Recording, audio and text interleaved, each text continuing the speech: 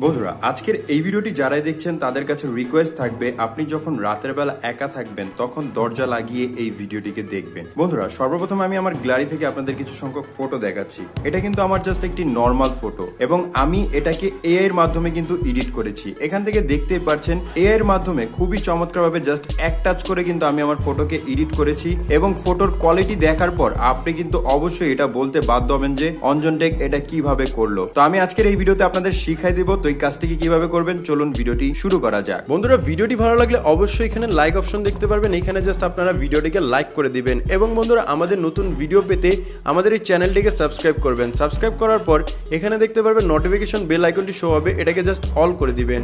All করে দেওয়ার পর নিচে দেখতে পারবেন কমেন্ট, এখানে জাস্ট আপনারা নাইস লিখে কমেন্ট করে দিবেন।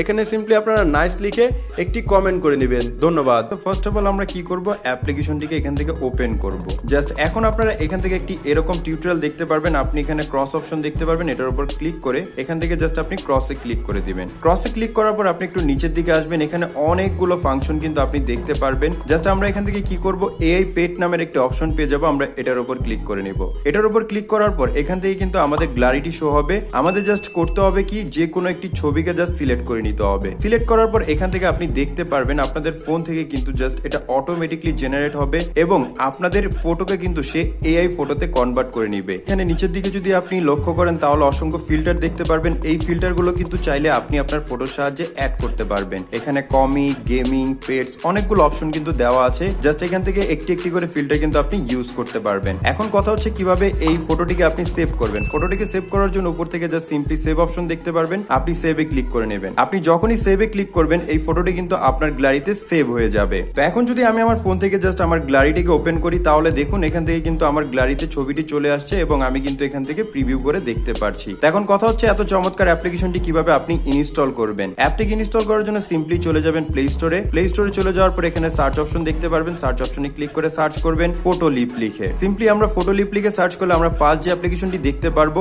এই অ্যাপটিকে জাস্ট আমরা একবার ডাউনলোড করে ইনস্টল করে নেব। তো সম্পূর্ণ ভিডিওটি আপনাদের কাছে কেমন লেগেছে অবশ্যই আমাদের কমেন্ট করে জানাবেন এবং এরকম আরো ভিডিও পেতে আমাদের চ্যানেলটিকে সাবস্ক্রাইব করে রাখবেন। সম্পূর্ণ ভিডিওটি দেখার জন্য ধন্যবাদ।